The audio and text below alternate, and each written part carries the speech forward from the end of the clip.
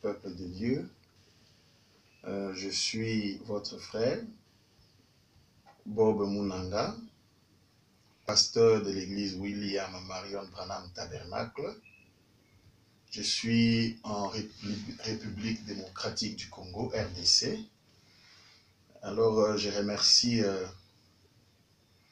le frère Conlis qui a pensé venir nous poser ou nous donner aussi cet espace pour parler du ministère de bande. Et moi, je pourrais encore ajouter face aux Éphésiens 4.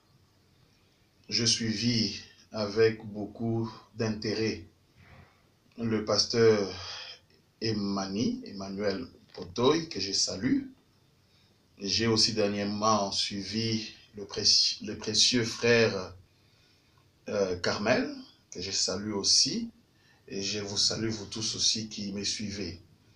Je vais devoir aussi intervenir, surtout que j'ai réuni quelques questions et préoccupations qui ont été émises par notre frère Carmel, qui soutient les bandes, qui carrément dit qu'il ne faudrait plus qu'il y ait de prédicateurs derrière la chaire pour prêcher. On devrait carrément écouter les bandes. Alors, je vais répondre ou riposter un peu à sa position. Premièrement, dans cet échange, j'ai pensé que, ou je souhaiterais que ceux-là qui soutiennent le fait de ne plus prêcher, de ne faire jouer uniquement ou exclusivement les bandes, je pense qu'il serait mieux que nos frères, au lieu de nous parler, il serait mieux lorsque prochainement ils sont interviewés par notre frère Collins, qu'ils jouent tout simplement une bande. Je crois que la bande parlerait mieux qu'eux. Mais à ma grande surprise, je remarque que mon frère Carmel a pris beaucoup de temps pour expliquer, alors qu'il pouvait juste s'amener avec une bande. Il aurait appuyé la version qu'il est en train de soutenir, mais il a voulu expliquer, apporter des explications. Pourquoi souffre-t-il à nous expliquer alors que les bandes sont déjà là? Et les bandes, c'est Dieu lui-même qui a parlé. Et il pouvait juste nous dire, prenez telle bande, écoutez. Parce que quand le lion parle, tout le monde se tait. Je sais qu'à cela, il dira qu'il s'agit simplement des églises là où on ne devrait pas prêcher, mais ailleurs, on peut quand même parler et expliquer. C'est comme si les bandes n'ont pas la capacité d'expliquer ailleurs. Les bandes n'ont que la capacité d'expliquer dans les églises. Moi, ça m'étonnerait. Ce qui peut bien expliquer, ce qui peut bien se faire comprendre dans les églises, je pense que ces mêmes bandes ont la capacité aussi de mieux se faire comprendre partout, même dans Facebook ou dans YouTube ou partout. Et ça serait vraiment une bonne chose. C'est pourquoi j'ai dit prochainement, je demande au frère Carmel de ne pas s'époumoner, qu'il mette pour nous une bande. Je dis bien une bande parce que nous sommes quand même l'église. Pas un fichier électronique, s'il vous plaît. Branham n'a pas parlé de fichiers électroniques, il n'a pas parlé de MP3, MP4. Lorsqu'on parle d'une bande, il faut qu'il y ait les rubans. Hein? Je dis ça parce que lui, le frère Carmel, ne veut même pas entendre parler de brochures. Il dit qu'on a dit c'est bande. Alors restons dans ce qu'il dit, soyons sérieux avec ce que nous disons. Quand on dit bande, c'est bande. Mais lorsqu'on commence à s'amener avec un fichier électronique, ce n'est pas une bande. Une bande, c'est une bande. Nous savons ce que c'est une bande scientifiquement. Si nous allons définir une bande, vous verrez que ce n'est pas le fichier MP3, ce n'est pas le fichier MP4. Alors on sera plus sérieux lorsqu'on soutient bande. Il faut mettre les bandes, uniquement les bandes, pas de brochures, pas de MP4, pas de MP3, pas même le fichier électronique en téléphone. Ça, ce n'est plus une bande. Ça, je voulais juste introduire en disant cela. Mais j'aimerais maintenant dire une chose et lire quelques écritures rapidement pour gagner le temps. C'est une remarque que j'estime être très très importante. William Marion Branham dit que ces bandes dont nous parlons sont venues, sont là et sont destinées à être étudiées. Et ça, je donne cela comme une remarque, une première remarque avant d'entrer dans le fond. Dans le sentier de la vie, prêché le 21 juin 62, paragraphe 12, je vais lire directement l'endroit, mais parmi les gens de l'extérieur, je n'aborde vraiment pas les doctrines scripturaires dures, comme je l'aurais fait si j'étais au tabernacle ou ailleurs, ainsi que sur les bandes où les ministres peuvent prendre cela et l'étudier. Les bandes sont faites pour les études. Et il dit, les ministres peuvent prendre cela et l'étudier. Vous pouvez encore lire cela dans la parole parlée, la sémence originelle. Paragraphe 99. William Branham dit ceci. Je prends mon temps à cause de bandes pour donner aux gens le temps d'étudier. Le message doit être étudié. Et dans mon exposé ici, c'est ce que j'essaierai de faire, nous amener à une petite étude. Parce que le message, ce n'est pas quelque chose qu'on écoute tout simplement. Et bon, c'est bien, on dit amen, on croit, c'est une chose. Mais William Branham dit, il donne beaucoup de temps pour que nous puissions étudier. Ce sont des points profonds. Alors, je vais prendre directement le premier point. En écoutant mon frère Carmel, son premier point, c'était qu'on puisse se positionner. Nous sommes où? Est-ce que nous croyons que Jésus est déjà venu? Si tel est le cas, pourquoi prêcher alors que Jésus serait déjà venu? Parce que tout s'arrête, les prédications s'arrêtent, les prières s'arrêtent, tout s'arrête lorsque Jésus vient. Je ne vais pas répondre avec des raisonnements, mais je vais lire ce que William Branham dit. Et je crois que si vous croyez, vous qui me suivez, le message, vous aurez à croire tout ce que William Branham dit. Si nous croyons tous les bandes. Ici, nous allons jouer une bande à la forme de lecture. Ces paroles infaillibles de la promesse, ça c'est la prédication, du 20 janvier 64. Nous sommes au paragraphe 34. Israël est dans sa patrie. Il a sa propre nation. Il a sa propre monnaie, son propre drapeau. Il est membre des Nations Unies. Il est une nation pour la première fois depuis 2500 ans. Depuis qu'il avait été une nation. Et Jésus a promis que la génération, et dans la Bible, une génération compte 40 ans. À partir du moment où Israël est devenu une nation, comptez 40 ans. Quelque part dans cet intervalle, il reviendra. Et si c'est la vérité, alors cela apporte la venue. William Branham nous dit, pour ne pas le répéter, dès qu'Israël devient une nation, eh bien, nous avons un exercice simple à faire. Nous devons compter 40 ans. À partir de l'année qu'Israël est devenu une nation, vous comptez 40 ans, et William Branham dit, dans cet intervalle-là, il reviendra, Jésus viendra, absolument. Et le même William Marion Branham nous dit, selon sa conception que nous suivons, quand est-ce qu'Israël est devenu une nation? Nous lisons dans le grand réveil imminent et l'effusion du Saint-Esprit, prêché le 18 juillet 54, paragraphe 51, vers le bas là-bas, Il dit ceci, chose étrange là-dessus, que vous ne connaissez peut-être pas. Le jour même où l'ange du Seigneur m'a appelé, le 6 mai 1947, et qu'il m'a donné le don de prier pour les malades, c'était le même jour qu'Israël est devenu une nation. Pour la première fois depuis 2500 ans. Oh, je crois qu'il y a quelque chose là. Je ne peux pas m'empêcher de croire que nous sommes proches de la fin de temps. C'est vrai. Voilà. Pour William Anon Branham, il donne une date précise.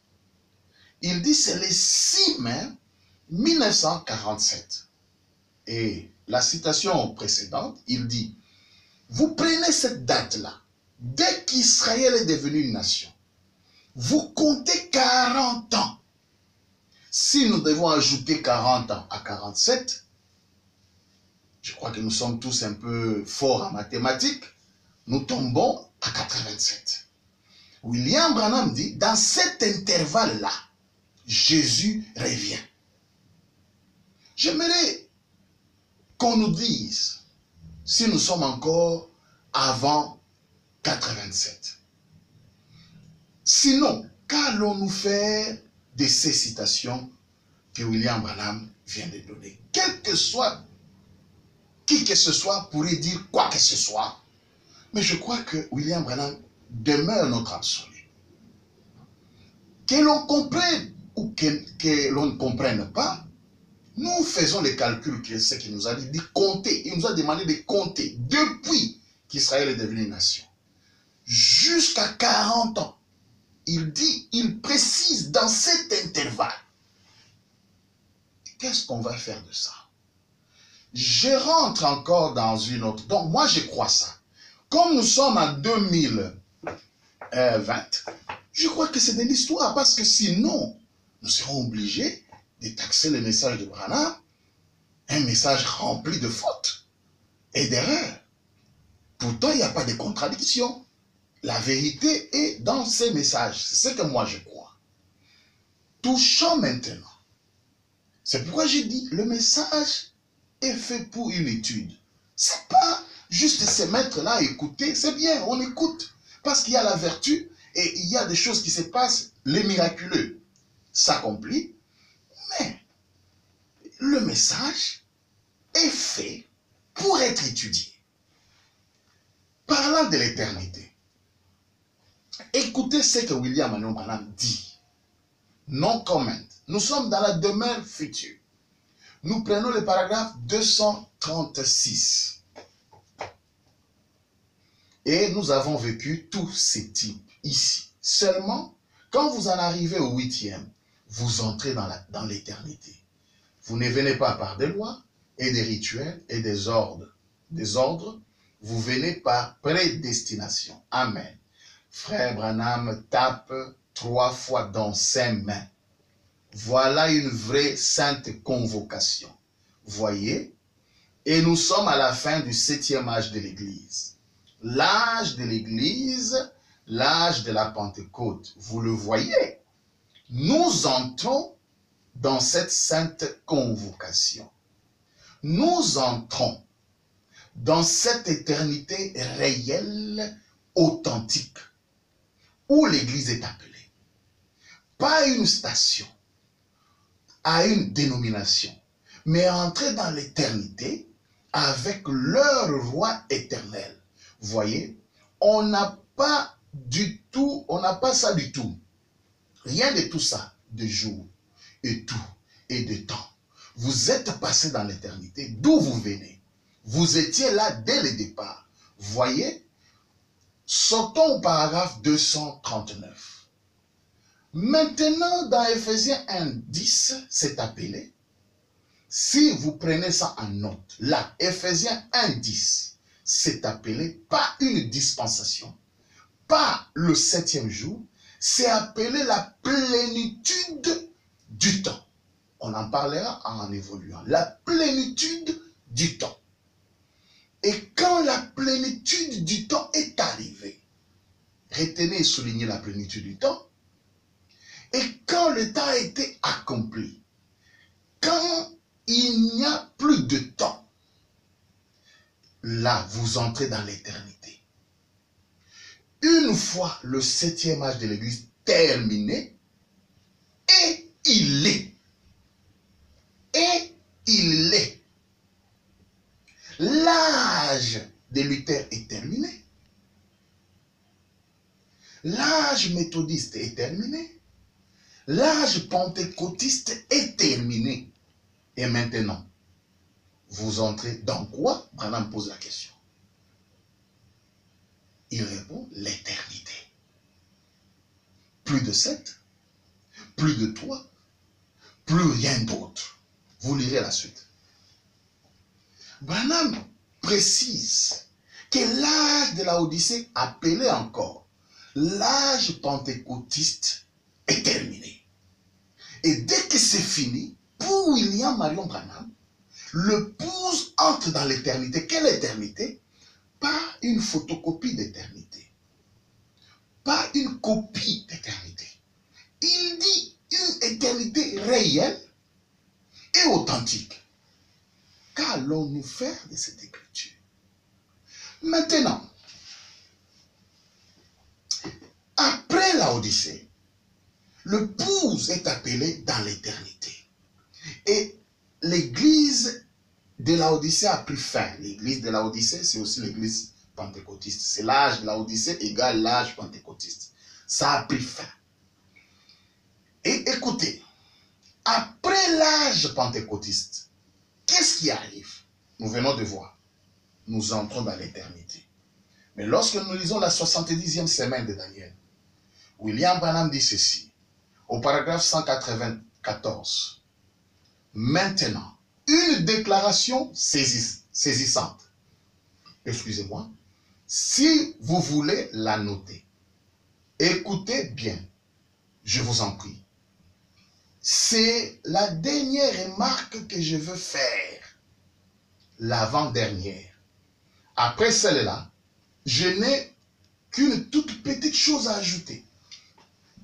Une petite note dont je voudrais parler. Maintenant, détendez-vous un instant et écoutez bien. Je vais vous apporter quelque chose de saisissant.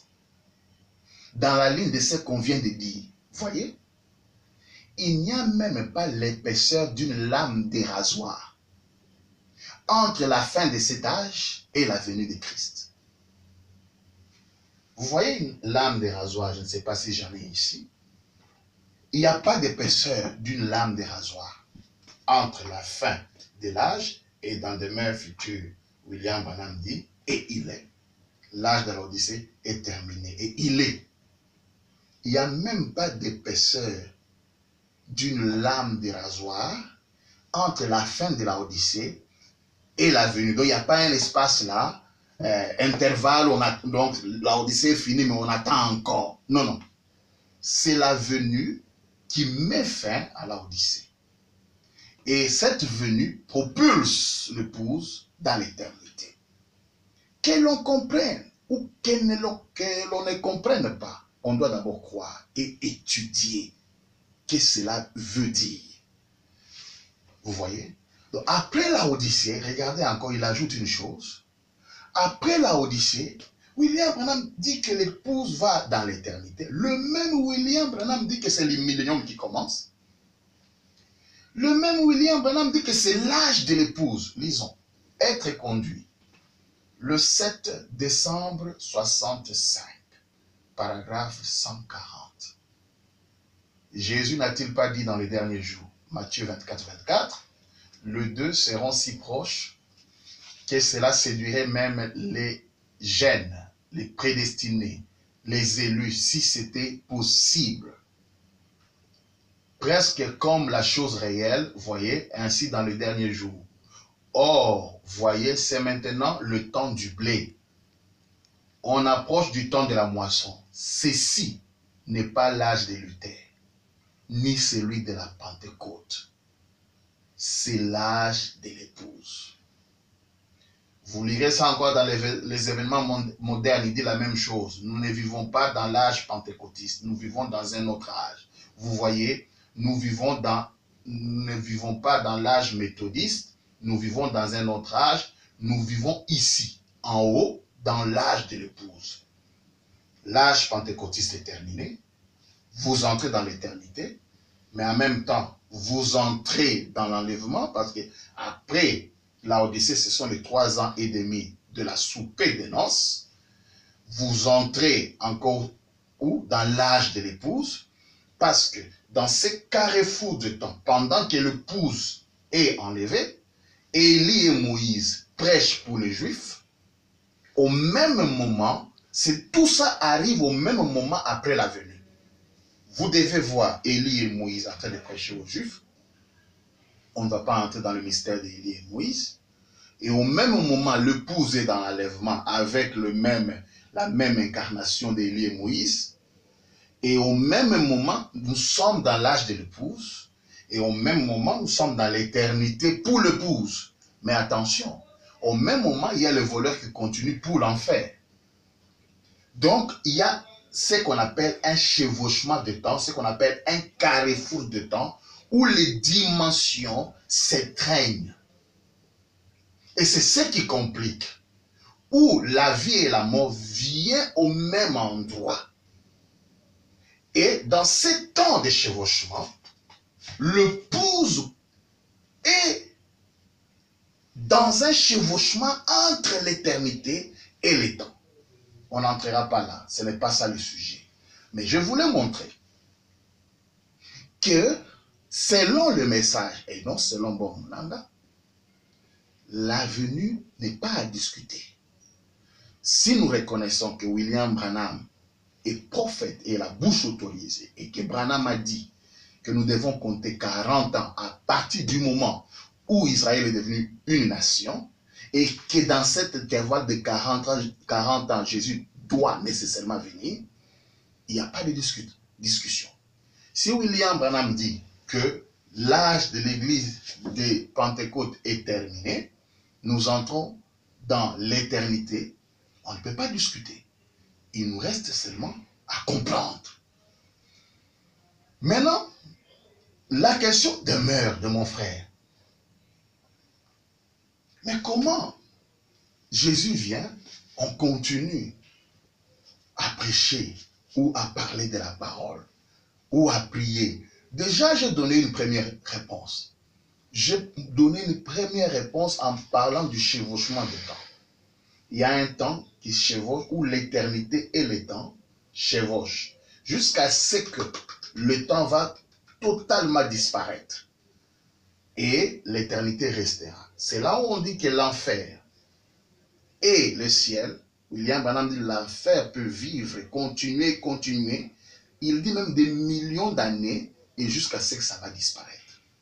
Mais la vie éternelle, ceux qui auront la vie éternelle ne vont pas disparaître. Je vais ajouter un autre élément pour expliciter ce que je suis en train de dire. Après la Odyssée, William Branham dit, et ça c'est important, c'est là où nous allons un peu dans l'esprit d'étude. William Branham dit, vient l'âge ou la dispensation de l'adoption, ou la dispensation qu'il appelle la plénitude de temps, ce que nous avons lu, j'avais dit souligner ça.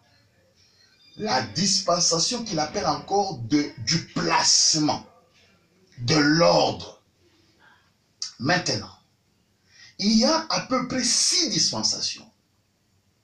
Et ces dispensations, la manière dont William Branham les classe ici, vous allez remarquer que la dernière dispensation, c'est la dispensation qu'il appelle la dispensation de la plénitude du temps. Oh, la plénitude du temps, c'est l'éternité. La plénitude du temps, il appelle ça encore l'adoption. La plénitude du temps, il appelle ça encore le placement. Lisons. La position en Christ. 163 à 164. Croyez-vous aux dispensations? La Bible le dit, dans la dispensation de la plénitude du temps. Oh, la plénitude du temps, c'est l'éternité. je mets une parenthèse. L'ange d'Apocalypse 10 descend et il dit qu'il n'y a plus de temps. C'est ce qu'on appelle la plénitude du temps.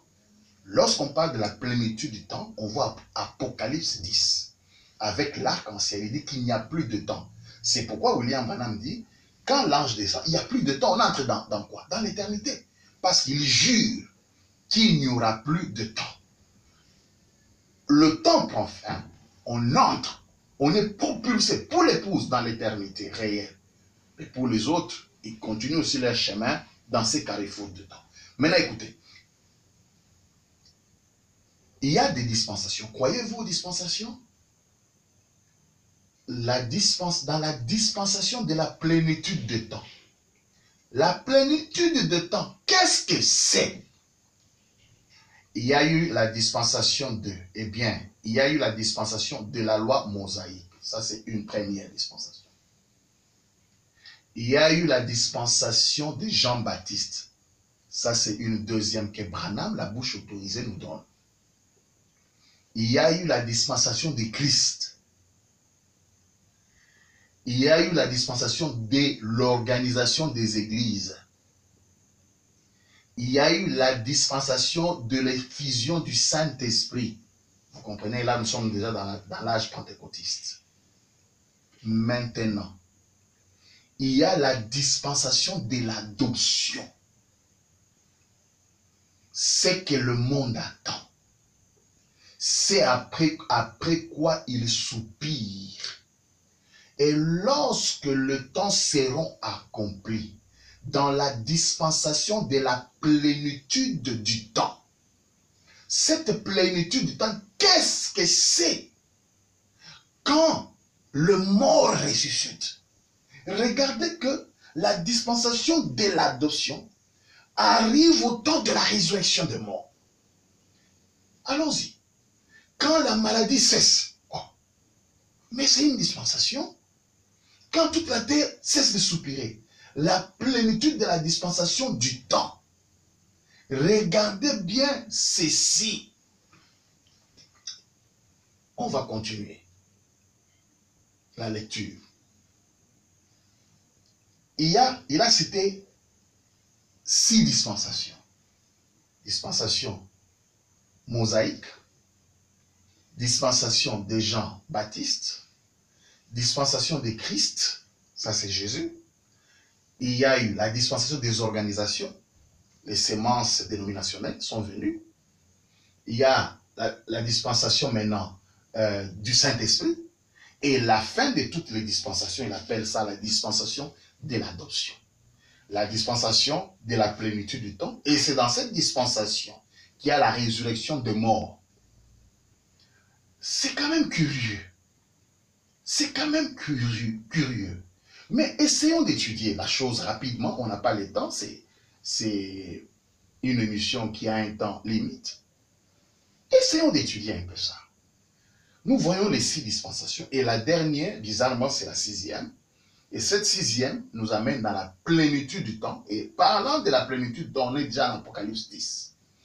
Maintenant, pour parler de cette dispensation d'adoption, William Marion Branham nous parle de deux conducteurs. Et les 2 conducteurs, ils parlent d'un côté de Moïse et de l'autre côté de Josué.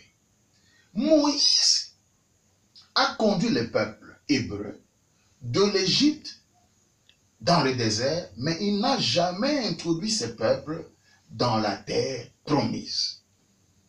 Or, la dispensation des Hébreux, c'était qu'ils arrivent dans la terre promise et c'est là où ils allaient partager chacun son territoire.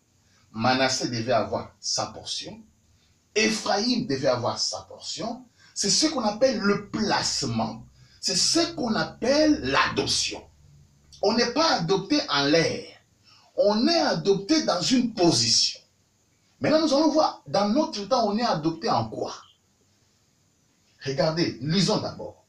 Prenons toujours notre position en Christ. Je prends le paragraphe 28, la position en Christ. Et Jésus au peuple spirituel, au peuple qui le Saint-Esprit nous avait promis dès le commencement. Jésus nous a conduits jusqu'à la terre promise. Mais le Saint-Esprit est venu comme Josué pour prendre la relève et conduire et diriger et prendre possession du pays ou prendre possession de l'église. Nous voyons alors en fait que, maintenant, William Branham est en train de montrer que Moïse et Josué étaient tout simplement le type de deux venues de Christ dans sa première venue, qui vient juste prendre les gens, les sortir de l'Égypte, les amener dans le désert, mais cette première venue n'a pas pu donner l'ordre, n'a pas pu faire le placement. C'est Josué, donc Moïse a laissé le Manassé dans le désert. Il a laissé les Éphraïm dans le désert. Il a laissé les Gades dans le désert. Ces ministères étaient là, mais ces ministères de Manassé n'étaient pas mis en position, n'étaient pas placés. J'espère que je me ferai comprendre parce que c'est un peu profond. Je le dis que le message c'est pour être étudié. Maintenant, lisons encore. Adoption. Du 22 mai 60, paragraphe 114. Moïse, qui était un type de Christ, a conduit les enfants jusqu'au pays promis. Mais alors Moïse n'a pas fait entrer les enfants dans le pays promis. C'est Josué qui les a fait entrer et qui a fait le partage du pays. C'est ce qu'on appelle l'adoption. C'est ce qu'on appelle le placement. Et c'est ça la plénitude du temps. Je vais y revenir. Jésus a payé le prix. Les a conduits jusqu'au Saint-Esprit. Dieu a fait descendre le Saint-Esprit. Et celui qui a mis l'église en ordre. L'adoption, le placement, c'est ça l'ordre. C'est Josué qui a dit, garde, toi tu es là, il ne faut pas aller prendre le champ d'Éphraïm. Éphraïm, toi tu restes ici, ne va pas là-bas, là où il y a Dan. Et Dan, attention avec le coin de Benjamin. Il a placé l'église en ordre. Il dit, il a mis l'église en ordre, en position. Chaque homme, en les remplissant de la présence de son être. Qui est Moïse? Nous avons vu, c'est Jésus. Il était Jésus. Il typifiait Jésus dans sa première venue. Qui est Josué? C'est le dernier conducteur. Lisons ça rapidement. La parole parlait la sémence originelle. Paragraphe 422. Le soir, 18 mars 62. Maintenant, tenons-nous dans la position de Josué et Caleb. Maintenant, soyez attentifs. Ceci s'inscrira dans un contexte spirituel. Maintenant, tenons-nous dans la position de Josué et Caleb, alors que nous voyons les pays promis qui commencent à se profiler à l'horizon. Le moment est proche où il nous sera donné. Josué en hébreu signifie sauveur et il représente le conducteur promis du temps de la fin qui doit amener l'église de l'autre côté. Josué représente le conducteur promis du temps de la fin. Voilà pourquoi l'adoption est la dernière dispensation. On ne peut pas adopter au temps de Moïse. Autrement dit, on ne peut pas placer au temps de Moïse jusqu'au temps de l'âge des méthodistes ou pentecôtistes, il n'y a pas placement. Je vais encore dire, il n'y a pas de vrais Éphésiens. Parce que, regardez, William Branham dit, le livre d'Éphèse est comparable au livre de Josué. C'est-à-dire, Éphèse, c'est le livre de Josué du Nouveau Testament. Éphèse a placé, mais ce placement était dans le désert. Quand Paul est venu, c'était dans le voyage, c'est dans le désert. Les ministères n'ont jamais été placés dans les âges. J'espère qu'on va saisir ça parce que nous allons lire les Écritures. Le ministère n'a jamais été placé dans les âges. On n'a jamais mis l'ordre quand on est en voyage. vous construisez une maison, la maison n'est pas finie, vous commencez à mettre les chaises, à mettre l'ordre. Non, on met l'ordre lorsqu'on arrive à destination. Voilà pourquoi William Branham dit, Moïse n'a pas mis l'ordre, c'est Josué qui est venu mettre l'ordre. Et Moïse représente, ou représentait la première venue de Christ, de Jésus, et Josué, c'est le dernier conducteur du temps de la fin. Lisons le Fils de Dieu manifesté. Paragraphe 19. Alors, avez-vous remarqué que celui qui avait accompli les grands miracles, Moïse, qui a fait traverser Israël jusqu'au pays, qui les avait amenés jusqu'au pays promis, n'est pas pourtant celui qui leur a réparti leur héritage. Quel était l'héritage des Hébreux? C'était la terre promise. C'était leur placement. C'était là où ils devaient être adoptés, placés. Ce n'est pas lui qui leur a donné leur héritage. Ce n'est pas Moïse. Il les a conduits jusqu'au pays. Mais c'est Josué qui a partagé le pays entre les enfants d'Israël. Pas vrai? Christ aussi. Il a amené l'église jusqu'au point où leur possession leur a été présentée. Leur a été donnée. Il ne restait plus que le Jourdain à traverser. Mais c'est le Saint-Esprit qui met l'église en ordre. Le Josué d'aujourd'hui, suivez bien, place l'église en ordre. Le Josué d'aujourd'hui place l'église en ordre. Il donne à chacun des dons, de place, des positions. La dernière dispensation, c'est la dispensation de l'adoption du placement, qui n'a jamais été fait avec Jésus et pendant les âges. Parce que là, c'était le désert. Avec Jésus, c'était la traversée de la mer Rouge. Et le désert avec Paul. Paul a dit, il a donné les gens comme. Mais c'est dans le désert, parce que dans le désert, que Manassé naissait, que tel naissait, que les enfants naissaient, mais ces enfants n'étaient pas en position. Et c'est ça la nuance que nos amis doivent comprendre. Sinon, alors, ils vont tout rater, ils ne vont rien comprendre. Maintenant, dans le désert, Manassé était là, Ephraïm était là, mais il n'était pas en position. Il devait attendre Josué. Maintenant, écoutez, nous continuons la lecture ici. Josué d'aujourd'hui place l'église en ordre. Il donne à chacun, c'est Josué qui le fait, des dons, de place, une position. Oh, il le fait où? Dans la plénitude de temps, dans l'éternité. C'est dans la dernière dispensation qui est la plénitude de temps. Il place les gens dans le pays. Parce que, écoutez, les gens pensent que dans l'éternité, on est là, on devient des chômeurs, comme les gens pensent. On arrive, on ne fait plus rien. Dans l'éternité, on est là seulement pour dire « Alléluia, Alléluia, Alléluia ». Non, écoutez. Daniel a dit « Ceux qui auront enseigné la vérité brilleront comme les étoiles. » Nous allons briller, d'accord? Mais il y aura les grands soleils. Chaque étoile ne brille pas de la même manière. Et chaque ministère brillera. Parce que d'abord, écoutez, le ministère sont innés. C'est ce qu'il est. Un apôtre est ça. Depuis, dès avant la fondation du monde. Je vais y revenir. Regardez. Je donne un exemple. Samuel. Samuel est mort. Branham dit, mais il était toujours prophète. Il est allé dans le monde invisible. Mais il était toujours prophète. Quand Saoul est venu, il voulait avoir une prédiction sur la guerre qu'il allait faire. Le fait qu'il ait quitté la terre, Samuel avait toujours son ministère de prophète.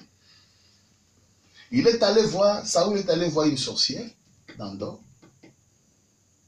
William Branham dit, parce qu'il n'y avait pas encore le sang, on a fait monter Samuel. Samuel est monté et il a donné la prophétie. Parce que c'est ce qu'il est. Vous n'allez pas empêcher Manassé d'être Manassé. Parce qu'il est arrivé dans la terre promise, vous lui dites, tu n'es plus Manassé. Gad, toi on est déjà arrivé, tu n'es plus de Gad. Quand William Branham parle de Manassé, Gad, il parle de vrais Éphésiens. On va y arriver. Vous allez empêcher Gad d'être Gad comment? Vous allez empêcher Manassé d'être Manassé comment? Il sera quoi maintenant? Il est Manassé, il est né Manassé, et il sera placé Manassé. Maintenant, regardez. Il dit, Josué d'aujourd'hui place l'église en ordre. Il donne à chacun des dons, des places, une position. Il est la voix de Dieu qui parle à l'homme intérieur que Christ a sauvé, le Saint-Esprit. Eh bien, est-ce que vous saisissez vraiment la chose? Maintenant, nous entrons dans l'épître aux Éphésiens. Maintenant, de la même façon, il place l'église dans sa position, chacun à sa place. Or, Josué les a placés dans le pays naturel. Voilà. Josué est venu à la fin. La dernière dispensation du voyage de cet exode, c'était la dispensation de l'adoption du placement. Et la dernière dispensation de toutes les dispensations, c'est en Apocalypse 10. Quand l'Apocalypse 10 descend, il ne vient pas vous faire de vous des chômeurs. Il vous place dans des fonctions. Vous êtes des étoiles, vous devez briller, vous devenez des sacrificateurs. Il a fait de nous un royaume de rois et de sacrificateurs parce que lui, il est le roi des rois. D'accord? Maintenant, il dit, eh bien, William Branham pose la question, est-ce que vous saisissez vraiment la chose? Maintenant, nous entrons dans l'épître aux Éphésiens maintenant. De la même façon, il place l'église dans sa position. Chacun à sa place. Or, Josué les a placés dans le pays naturel. Maintenant, le Saint-Esprit place l'église dans sa position, à la position qui lui revient, son héritage. Maintenant, notre Josué est venu, il nous a placés où? Vous qui me suivez, il vous a placé où? À être chômeur, à être là, à écouter les bandes? Maintenant, écoutez. C'est pourquoi il y a une écriture qui choque souvent les gens. Nous l'avons souvent lu. La position en Christ, 177. Un héritage par prédestination. J'ai hérité de quelque chose. Quel héritage? Il faut que quelqu'un m'ait laissé un héritage. Eh bien, vous dites, Jésus vous a laissé un héritage. Pardon. Jésus ne m'a jamais laissé d'héritage. Pourquoi? Parce que Jésus est là, il est en fonction de Moïse. Jésus ne vous a jamais laissé d'héritage. C'est lui qui vient avec l'héritage aux Hébreux, à la fin de l'Exode, c'est Josué. Ceci étant dit, donc il y a deux âges d'Éphésiens. L'Éphésien de Paul. Les Éphésiens de Paul, nous avons donné le terme que William Branham a utilisé, c'était quelque chose en préfiguration. Parce qu'on ne met jamais l'ordre. Jésus, on vient de lire. Jésus, comment? Jésus n'a pas mis l'ordre. Moïse n'a pas mis l'ordre. En voyage, vous êtes en voyage, vous ne pouvez pas mettre l'ordre. C'était des tentes, c'était... Mais il y avait des sacrificateurs, il y avait des lévites, mais ils n'étaient pas en position. Ils n'étaient pas placés. Regardez maintenant ce que William Branham dit dans Le Dieu qui est riche en miséricorde. 32-33. Josué, c'était le livre des Éphésiens de l'Ancien Testament. Écoutez, Éphésiens. C'est là où nous sommes. Josué, c'était le livre des Éphésiens. Oh, il n'y a plus d'Éphésiens. Josué, c'était le livre des Éphésiens dans l'Ancien Testament. Là, Moïse représentait la loi qui ne pouvait sauver personne. Par contre, la grâce le pouvait. Et Josué là, c'est le même mot que Jésus, Jéhovah Sauveur. Et donc, nous voyons que nous sommes arrivés à un autre âge d'Éphésiens. Vous voyez? Nous sommes arrivés à un autre âge d'Éphésiens. Comment ça? Comment ça? Donc, vous voyez qu'on se démarque d'un âge. Quand on dit un autre, il y avait un âge d'Éphésiens. Et cet âge d'Éphésiens, c'était seulement la naissance de Manassé dans le désert. Il crie, quand la femme crie, pousse un cri, on dit, oh, on l'appellera Manassé, on l'appellera Gad. C'est en ce moment-là. Mais maintenant, ici, William Branham dit, nous sommes arrivés à un autre âge des Éphésiens. C'est quand? Nous sommes en 1965, s'il faut parler des années. Ça a pris seulement quelques jours, cet âge d'Éphésiens. C'est la dernière dispensation qui vient dans la plénitude de temps. À un autre Éphèse maintenant, William Branham insiste. Alors que nos dénominations intellectuelles et consorts, tous nos programmes d'instruction et toutes ces choses sont arrivées à leur Jourdain. Ah. Vous voyez que les autres sont arrivés à leur fin, à leur Jourdain. Ils vont se noyer dans le Jourdain. Mais il y a un autre âge des Éphésiens. Lorsque Apocalypse 10 descend, il descend avec l'arc-en-ciel. L'arc-en-ciel signifie une alliance. Et l'alliance signifie un testament. Et ce testament-là, c'est un placement. C'est un positionnement. C'est une adoption. C'est ça le vrai Éphésien. Pas les Éphésiens des âges.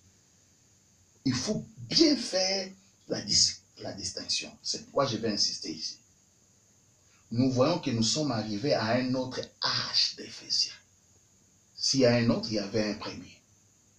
Il y avait un premier avec Josué dans les naturels, un deuxième avec Paul, mais la dernière dispensation, le vrai Éphésien, c'est avec notre Josué, qui est le dernier conducteur. Il dit, à un autre Éphèse maintenant, alors que nos dénominations intellectuelles et consorts, tous nos programmes d'instruction et toutes ces choses sont arrivées à leur Jourdain. Nous devons donc avoir de nouveau un âge des Éphésiens. Nous devons une obligation. Pourquoi? Tu vois, j'ai dit que c'est une question d'étude. Ce n'est pas seulement de se mettre et écouter la bande.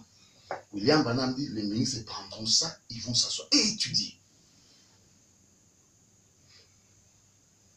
Nous devons donc avoir de nouveau un âge des Éphésiens. Nous devons avoir un exode pour sortir et entrer pour l'enlèvement. Parce que l'enlèvement, c'est une révélation. On accède à cette révélation dans les 3 ans et demi. Sinon, on va encore me poser la question, l'enlèvement, est-ce que c'est quoi tout ça?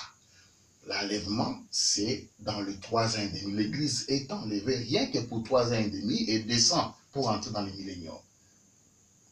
Bon.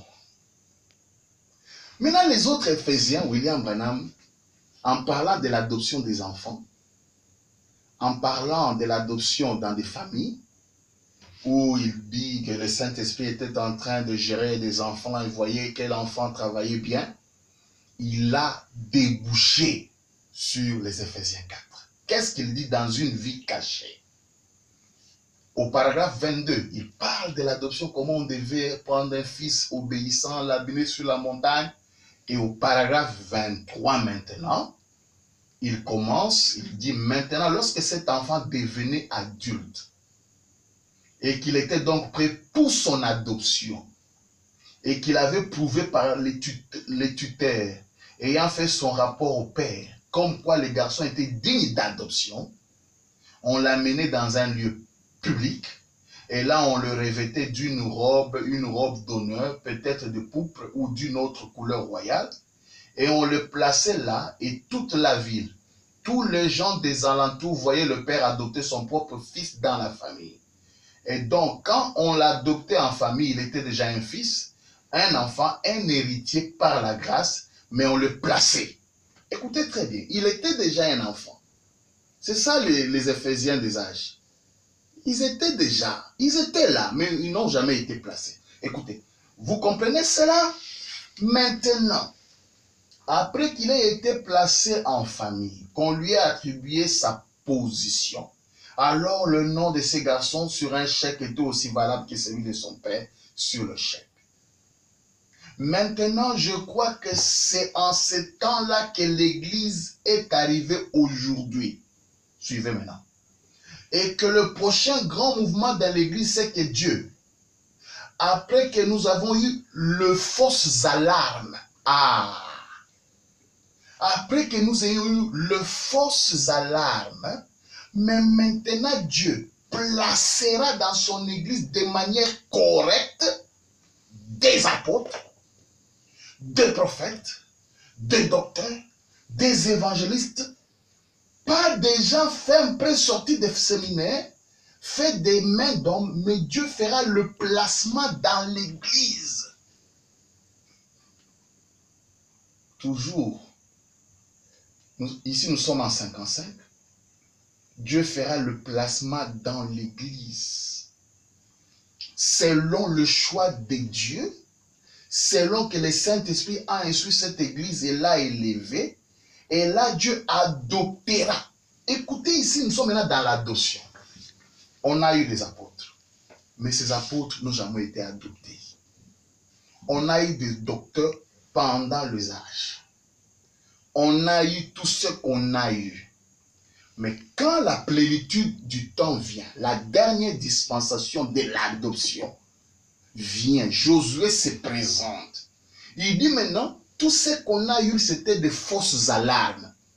Il dit maintenant ici, c'est maintenant ici que Dieu va placer, et il ajoute de manière correcte, des apôtres, des prophètes, des docteurs, mais Dieu fera le placement de l'Église. Ça ne sera... Donc, vous voyez que nous avons traversé déjà le placement ne se fait pas dans le désert, s'il vous plaît. Le placement se fait dans le pays promis. Ici, au lieu de parler de Manassé, au lieu de parler d'Ephraïm, au lieu de parler de Gad, William Branham remplace ce titre-là, ce nom-là, par apôtre, prophète, évangéliste. Ce sont les mêmes Manassé qui étaient nés dans le désert, qui est venu être placé dans la terre promise. Regardez, c'est pourquoi il appelle ça un nouveau livre des Éphésiens. Mais Dieu placera dans l'église selon le choix de Dieu, selon que le Saint-Esprit a instruit cette église et l'a élevée. Et là, Dieu apportera à leur position ses fils. C'est ça le placement. Et je n'ai pas vu cette écriture. William Branham dit, lorsque vous serez devant un vrai Ephésien, adopté à une position, vous n'allez pas hésiter de comprendre qu'il y a quelque chose un peu de surnaturel là. Regardez, lorsque vous êtes devant quelqu'un que Dieu a placé, selon le placement de Josué, un évangéliste, vous allez vous retrouver, dit qu'il a, William Branham dit, il a quelque chose de spécial que les gens ne comprendront pas. Il aura quelque chose d'un peu surnaturel dans son ministère de pasteur, dans son travail, parce qu'il est une étoile, c'est ce qu'il est. Il est comme Samuel, il est comme ça. Vous n'allez pas le changer. Mais non. Mais Dieu placera, voilà, on a déjà dit ça, et leur position, ses fils, ils sont déjà ses fils, mais il est question de voir qu'ils sont, écoutez cette phrase, ils sont déjà ses fils, mais il est question de voir s'ils sont dignes de la position qui leur est réservée. Très bien. Nous sommes adoptés donc dans le corps. Lisons. Le Fils de Dieu manifesté. 18 mai 60. Premier paragraphe. Que nous courbons la tête ce soir en tant qu'Église, en tant que groupe de gens qui ont été appelés à sortir, des gens qui croient. Nous sommes ici ce soir pour enseigner ta parole, afin d'être placés à notre position dans le corps, à notre place. La dernière dispensation, c'est la dispensation de placement, de l'adoption.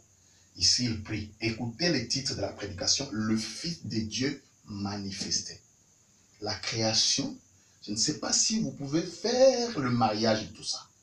La création attendait avec un ardent désir la manifestation du Fils de Dieu. Et ici, il est en train de prêcher le Fils de Dieu manifesté. Et en prêchant le Fils de Dieu manifesté, il parle de l'adoption. De gens qui sont adoptés dans leur rôle. C'est ça. Dieu l'adopte, il est adopté, il est manifesté et il a quelque chose de spécial que les autres ne pourront pas avoir. Il dit, afin d'être placé à notre position dans le corps, à notre place, à l'endroit où nous pourrions œuvrer de manière bien coordonnée, en tant que membre du corps. Mais le corps de Christ ne peut pas être seulement le doigt. Il s'agit d'un corps. Et le corps de Christ est éternel. Dans le corps, il y a les doigts, il y a les coudes, il y a les oreilles. Et chaque membre du corps a un rôle qui doit jouer toujours. Vous allez me poser, mais Kuna Koloba, il y a l'aspect métaphysique dans tout ça. Regardez, j'ai donné l'exemple de Samuel. Il est resté avec les dons du prophète là-bas pour faire quoi? Il prophétisait de l'autre côté là. Il est ça. Il était ça et il restera ça. Même maintenant, Samuel là est prophète. C'est ce qu'il est. Vous ne pouvez pas l'arrêter. Si vous pouvez le faire venir aujourd'hui sur la terre, il va encore prophétiser. Il est ça. Maintenant, prenons le paragraphe 198. Toujours le Fils de Dieu manifesté. Qu'est-ce qu'est le corps de Christ? Suivez très bien. Qu'est-ce qu'est le corps de Christ? Il répond. Les uns sont apôtres. Les autres sont prophètes. Les autres sont docteurs. Les autres sont évangélistes. Les autres sont pasteurs. Vous pouvez continuer. Ah? Maintenant, vous allez amputer le corps de Christ. Tout simplement par plaisir. Non, c'est fini. Mais ils font partie de Christ. Maintenant, prenons la position de Christ, en Christ. Position en Christ. Suivez bien les sujets. Position en Christ. Le 22 mai 60, paragraphe 34. Ici, William Branham est en train de poser des questions. Il est en train plutôt de pousser les gens à répéter après lui. Maintenant, nous allons nous arrêter juste une seconde pour l'adoption. Sur le verset 5, parce que nous voulons continuer à avancer le plus possible. Mais maintenant, souvenez-vous du thème, c'est entièrement sur le placement. Combien les comprennent? Je voudrais vous l'entendre dire en un seul mot. William Branham dit placer. L'assemblée dit placer. William Branham dit le corps. L'assemblée répète le corps. William Branham dit de Jésus-Christ. L'assemblée dit de Jésus-Christ.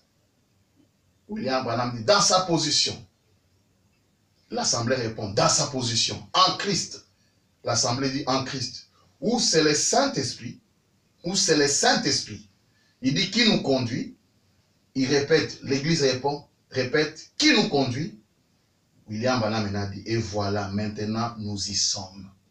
Voyez-vous, nous placer dans notre position. C'est ce que l'épître aux Éphésiens doit faire. La dernière dispensation, les Éphésiens, nous placer. C'est ce que Branham est venu faire. Comme Moïse n'a pas fait ça. Mais il y a eu quand même le Manassé qui était né. Maintenant, Josué, qui est le dernier conducteur, lui vient nous placer. Voilà pourquoi, lorsque vous dites que non, dans l'éternité, vous voulez encore voir les sacrificateurs là-bas, dans l'Ancien Testament. Maintenant, est-ce qu'on a entendu encore les sacrificateurs dans le Nouveau Testament? Mais comment? Lisons Apocalypse. Quand William Branham explique la Nouvelle Jérusalem, il parle des 12 fondements de la Nouvelle Jérusalem. Il dit quoi? Il dit cela représentait les 12 apôtres et les 12 patriarches. Même la Bible La Bible, en Apocalypse 21, 14, on dit ceci. La muraille de la ville avait 12 fondements, et sur elle, les 12 noms des 12 apôtres de l'agneau. Les apôtres ne sont pas là, mais vous voyez la muraille. Ça, nous sommes en Apocalypse 21. C'est-à-dire la nouvelle Jérusalem qui descend. Voilà comment elle est. Il y a les apôtres là, comme fondement. Paul avait dit, j'ai placé les fondements comme un sage architecte. Et William Branham montre que il y a 24 anciens. Quand il explique les 24 anciens, il dit quoi? Entrer dans la prédication, les 24 anciens. Puisqu'on ne peut pas tout dire. Bref, nous voulions montrer ici qu'il a fait de nous, c'est-à-dire quand l'Apocalypse descend, il fait de nous, quoi?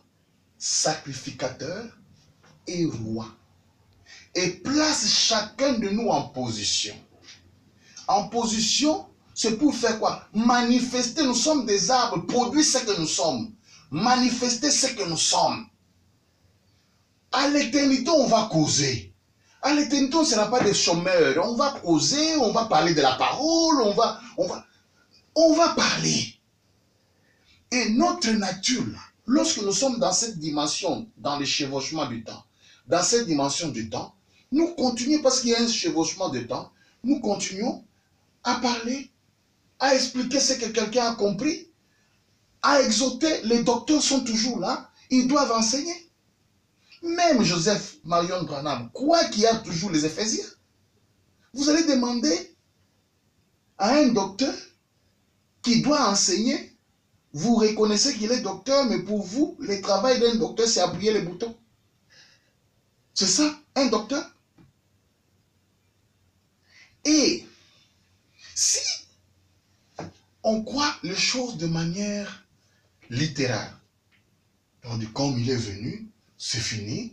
Mais alors pourquoi vous écoutez les bandes? Parce que les bandes sont les prédications. Est-ce qu'après la venue, on doit écouter la prédication encore? Vous voyez, ce n'est pas seulement les brochures. Le bande, le Seigneur est en train de prêcher. Ce sont des prédications qu'on écoute en écoutant les bandes. Ce sont des prédications.